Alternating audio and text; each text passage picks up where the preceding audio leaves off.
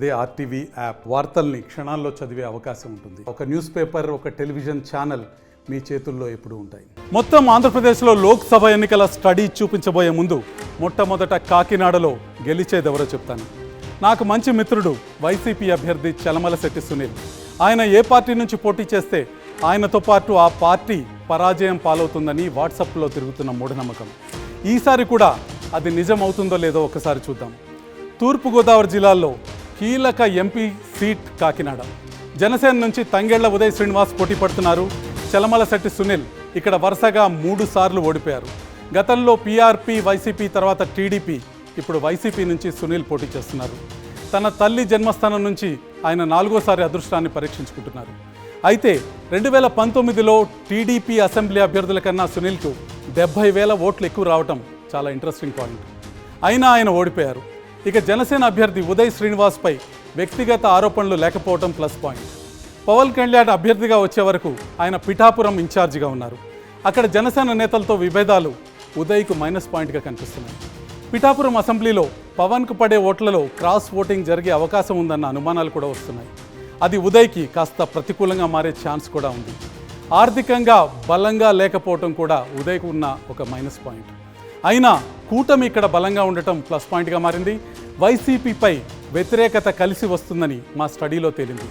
ఓవరాల్గా కాకినాడ ఎంపీ సీట్లో ఉదయ్ శ్రీనివాస్ గెలిచే అవకాశాలు విస్పష్టంగా కనిపిస్తున్నాయి.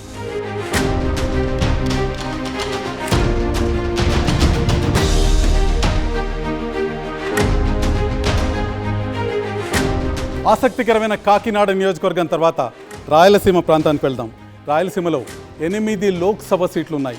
గత ఎన్నికల్లో రాయలసీమలో వైసీపీ క్లీన్ స్వీప్ చేసింది. మొత్తం 8 సీట్లు ఆ పార్టీ దక్కించుకుంది. ఇది 2019 ముఖ చిత్రం ఆర్టీవీ యాప్ ద్వారా మీరు చూస్తున్నారు. 2019లో వైసీపీ 8 స్థానాలకు గాను 8 స్థానాల్లో విజయకేతనం ఎగరవేసింది. మీరు 2019 రాయలసీమ చిత్రాన్ని చూస్తున్నారు. నీలి సముద్రంగా కనిపిస్తుంది. పూర్తిగా వైసీపీ ఆధిపత్యం రాయలసీమలో 2019లో కనిపించింది. ఇక 2024లో పరిస్థితి ఏ విధంగా ఉండబోతుంది, రాయలసీమలోని 8 సెగ్మెంట్లలో ఏ పార్టీ ఎన్ని స్థానాలు గెలవబోతుందో ఒకసారి చూద్దాం.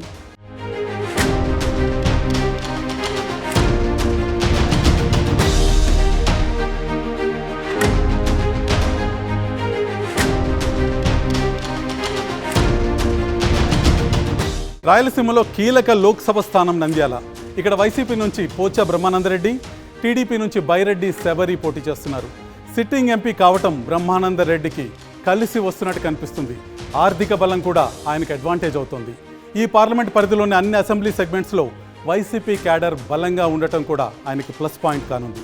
ఇక టీడీపీ అభ్యర్థి బైరెడ్డి శబరి మొన్నటి వరకు బీజేపీలో ఉండటంతో కూటమి బలం కలిసి వస్తున్నట్టే కనిపిస్తుంది.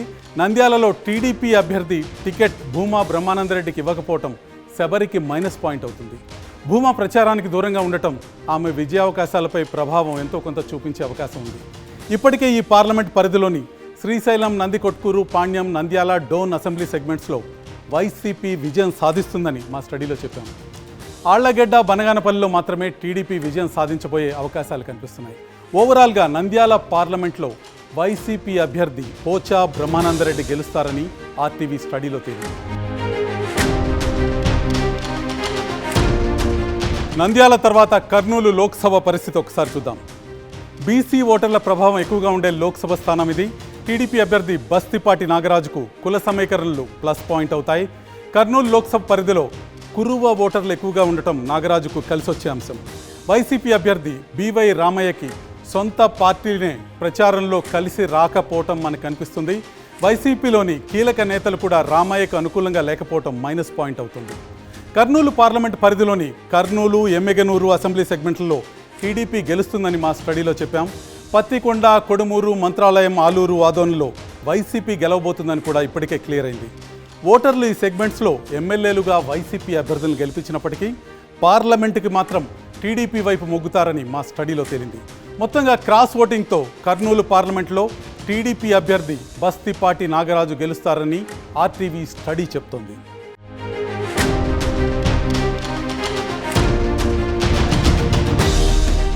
కర్నూలు తర్వాత ఒక్కసారి అనంతపురం పరిస్థితి చూద్దాం.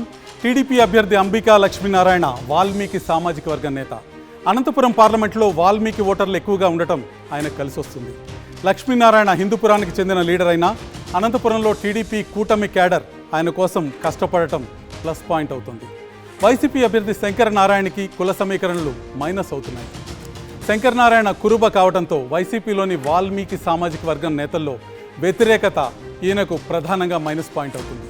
అనంతపురం లోక్సభ పరిధిలోని రాయదుర్గం, ఉరవకొండ, గుంతకల్లు, సింగనమల, కళ్యాణదుర్గం అసెంబ్లీ సెగ్మెంట్లో టీడీపీ అభ్యర్థులు గెలుస్తారని ఇప్పటికే మా స్టడీలో మేము చెప్పాము. తాడిపత్రి, అనంతపురం అర్బన్లో మాత్రమే వైసీపీ గెలిచే ఛాన్స్ ఉంది. ఓవరాల్గా అనంతపురం లోక్సభ స్థానంలో టీడీపీ అభ్యర్థి అంబికా లక్ష్మీనారాయణ విజయం సాధిస్తారని ఆర్టీవీ స్టడీలో తేలింది.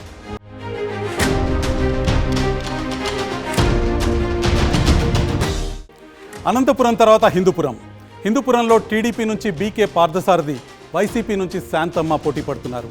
కురుబ సామాజిక వర్గం నేత కావటం పార్థసారథికి ప్లస్ పాయింట్ అవుతుంది. హిందూపురంలో కురుబల ఓట్లు డిసైడింగ్ ఫ్యాక్టర్గా కనిపిస్తున్నాయి. మడకసిరలో టీడీపీ అభ్యర్థి పుంజుకోవటం పార్లమెంటులో ఆ పార్టీ అభ్యర్థికి కలిసి వస్తుంది.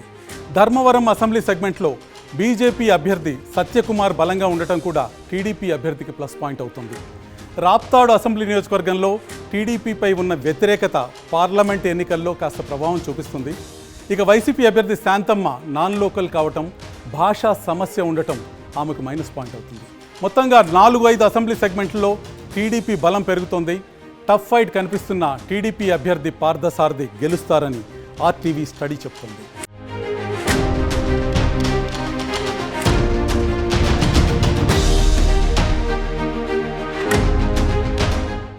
హిందూపురం తర్వాత కడప లోక్సభ పరిస్థితి ఒకసారి చూద్దాం.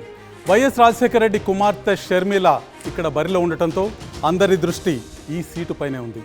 వైసీపీ అభ్యర్థి సిట్టింగ్ ఎంపీ అవినాష్ రెడ్డికి వివేక హత్య కేసు వివాదం మైనస్ పాయింట్గా మారింది. గత ఎన్నికల్లో అవినాష్ రెడ్డి కోసం ప్రచారం చేసిన షర్మిల ఈసారి ప్రత్యర్థిగా బరిలో ఉండటం ఆయనకి ఇబ్బందికరంగా మారింది. వివేక కూతురు డాక్టర్ సునీత కూడా ప్రచారం చేయడంతో సానుభూతి ఓట్లు షర్మిలకు పడే ఛాన్స్ ఉంది. అవినాష్ రెడ్డి కోసం వైఎస్ భారతి ఇంటింటికి తిరిగి ప్రచారం చేయటం అవినాష్ రెడ్డికి అనుకూలంగా ఉంది. ఇక టీడీపీ అభ్యర్థిగా ఉన్న భూపేష్ రెడ్డి రాజకీయాలకు కొత్త కావటం ఒక మైనస్ పాయింట్గా ఉంది.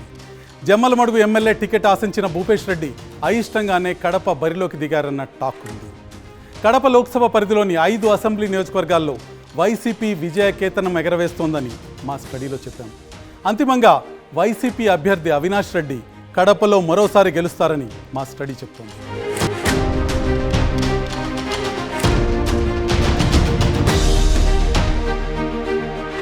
కడప తర్వాత తిరుపతి లోక్సభ పరిస్థితి ఒకసారి చూద్దాం.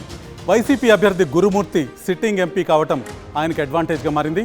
తిరుపతి రైల్వే స్టేషన్ అభివృద్ధికి నిధులు తీసుకురావడంలో ఎంతో కొంత సక్సెస్ అయ్యారన్న ఇమేజ్ కూడా ఆయనకుంది. పులికాట్ సరస్సు పరిరక్షణలో కీలక పాత్ర పోషిస్తున్నారన్న టాక్ కూడా ఈ నియోజకవర్గంలో ఉంది. అయితే ఆర్థికంగా బలంగా లేకపోవటం గురుమూర్తికి ఒక మైనస్ పాయింట్గా కనిపిస్తుంది. ఇక బీజేపీ అభ్యర్థి వరప్రసాద్కు కూటమి బలం కలిసొస్తోంది. ఈయన గతంలో ఎంపీగా పనిచేసిన తిరుపతి అభివృద్ధికి ఏమీ చేయలేదన్న టాక్ ప్రధానంగా వినిపిస్తుంది. ఎంపీ ఫండ్స్ దుర్వినియోగం చేశారన్న ఆరోపణలు కూడా వరప్రసాద్ను ఇబ్బంది పెడుతున్నాయి. తిరుపతి లోక్సభ పరిధిలోని సర్వేపల్లి, గూడూరు, సూళ్లూరుపేట, తిరుపతి, సత్యవేడు అసెంబ్లీ నియోజకవర్గాల్లో వైసీపీ గెలుస్తుందని మా స్టడీలో ఇప్పటికే చెప్పాం. వెంకటగిరి, శ్రీకాళహస్తిలో టీడీపీ గెలిచే ఛాన్స్ ఉంది. ఓవరాల్గా వైసీపీ అభ్యర్థి గురుమూర్తి మరోసారి ఎంపీగా తిరుపతిలో గెలుస్తారని ఆర్టీవీ స్టడీ చెప్తోంది.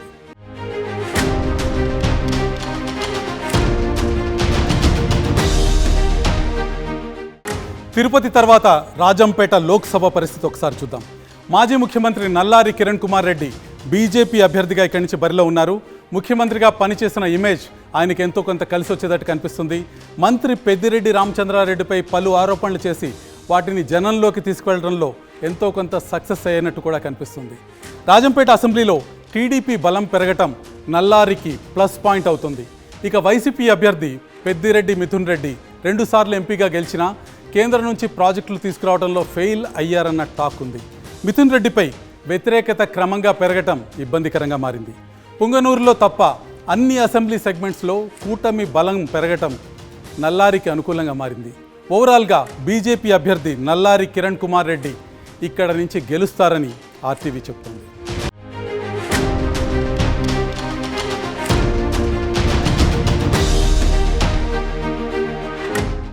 రాజంపేట తర్వాత చిత్తూరు లోక్సభ పరిస్థితి ఒకసారి చూద్దాం.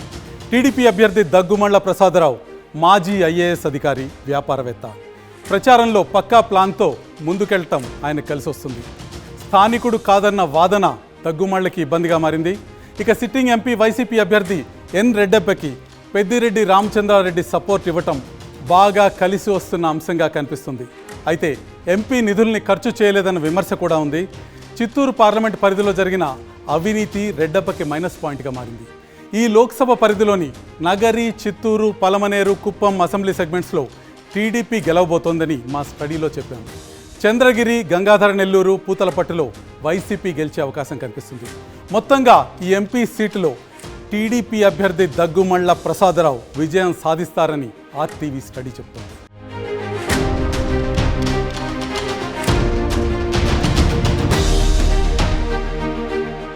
రెండు 2024 లోక్సభ ఎన్నికల్లో రాయలసీమలో ఏ పార్టీ ఎన్ని స్థానాల్లో విజయం సాధించబోతుందో ఆర్టీవీ యాప్ ద్వారా ఒకసారి మనం తెలుసుకుందాం.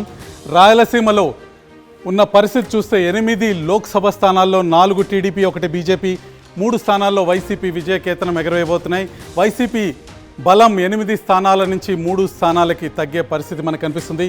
నంద్యాలలో పోచా బ్రహ్మానందరెడ్డి విజయం సాధించబోతున్నారు, వైసీపీకి విజయాన్ని అందజేయబోతున్నారు. కర్నూలులో నాగరాజు టీడీపీకి విజయాన్ని అందజేయబోతున్నారు. అనంతపురంలో అంబికా లక్ష్మీనారాయణ తెలుగుదేశం విజయకేతనాన్ని ఎగరవేయబోతున్నారు. హిందూపురంలో బీకే పార్థసారథి తెలుగుదేశానికి విజయాన్ని అందజేయబోతున్నారు.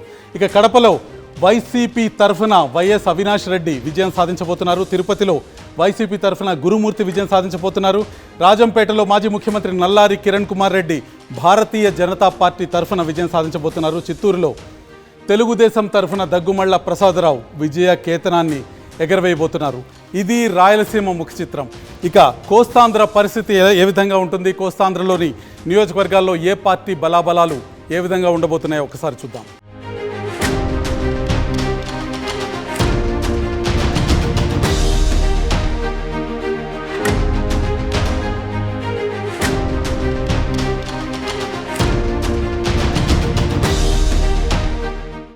ఇప్పుడు ఒక్కసారి కోస్తాంధ్రకు వెళ్దాం. కోస్తాంధ్రలో ఉన్న 6 జిల్లాల్లో మొత్తం 12 పార్లమెంటు స్థానాలు ఉన్నాయి.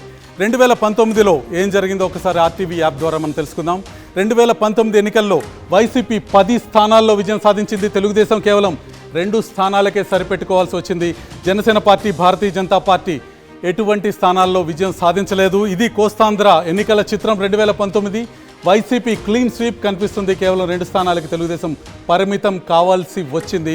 ఇక 2024లో జరగబోయే ఎన్నికల్లో కోస్తాంధ్ర ముఖ చిత్రం ఏ విధంగా ఉంటుందో ఒకసారి చూద్దాం. ముందుగా నెల్లూరు పార్లమెంటు స్థానం నుంచి మనం మొదలు పెడదాం.